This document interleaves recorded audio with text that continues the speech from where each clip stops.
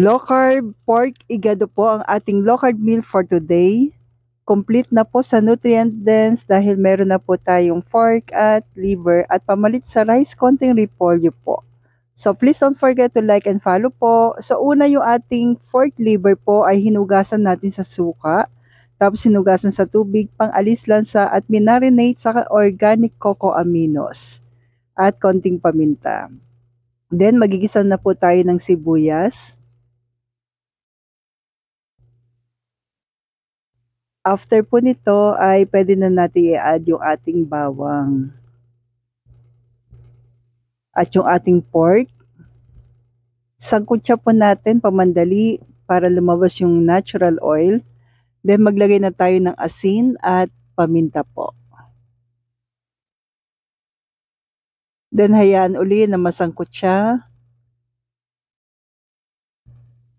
Then after po niyan, pag lumabas na yung natural oil, lagay po tayo ng konting cocoa aminos. Ito po ay available sa Grindahan. Organic cocoa aminos sa pamalit natin sa soy.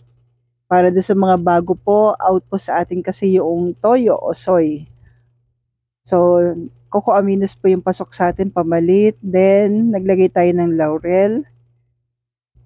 Counting tubig po para mas lumambot pa yung ating karne. Konti lang naman. Pakuluin lang natin na ilang minuto sa katamtamang lakas sa apoy. Then, kapag ganyan na po na lumabas pa rin natural oil, natuyot na po siya, it's okay.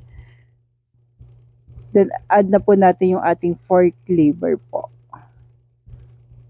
Pati yung pinagbabaranan natin, ilagay na rin natin po.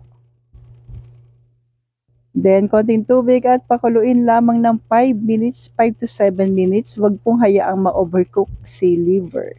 Then, yung ating bell pepper po. Pakuluin lang sandali at okay na po. Meron ka na pong napakasarap na low carb pork igado. Thank you po!